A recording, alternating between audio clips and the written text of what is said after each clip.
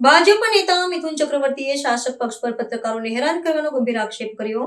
નિષ્પક્ષ પત્રકારત્વ કરનારાઓ સામે સતામણી થઈ રહી હોવાનું જણાવી લોકશાહી સામે ચિંતા વ્યક્ત કરી.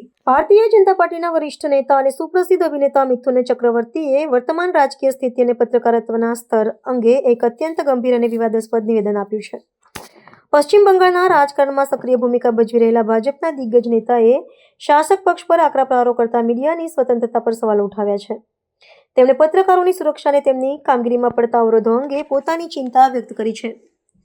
મિથુન ચક્રવર્તીએ આક્ષેપ કરતા જણાવ્યું હતું કે જે પત્રકારો શાસક પક્ષનું સમર્થન કરી રહ્યા છે અને તેમના પક્ષમાં અહેવાલો પ્રસિદ્ધ કરે છે તેઓ સંપૂર્ણપણે સુરક્ષિત છે.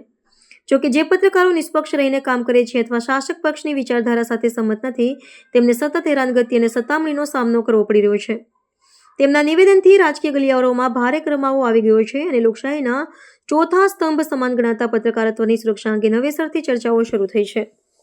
આ નિવેદન બાદ વિપક્ષી દળો અને શાસક પક્ષ વચ્ચે શાબ્દિક યુદ્ધ છેડાય તેવી પૂરેપૂરી શક્યતાઓ સેવાઈ રહી છે.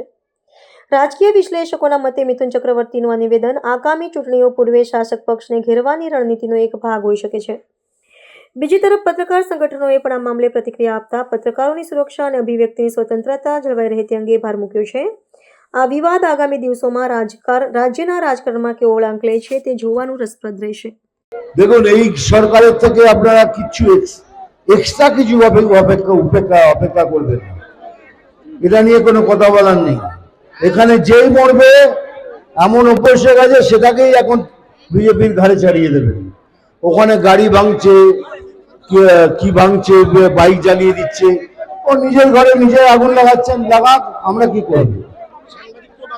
সাংবাদিকদের মারধর করছেন কেন? সাংবাদিকরা যারা ওনার দলে তাদের কিছু বলবেন না, যারা ওনার দলে নয় তাদের বিপদ। কি করা যেতে পারে?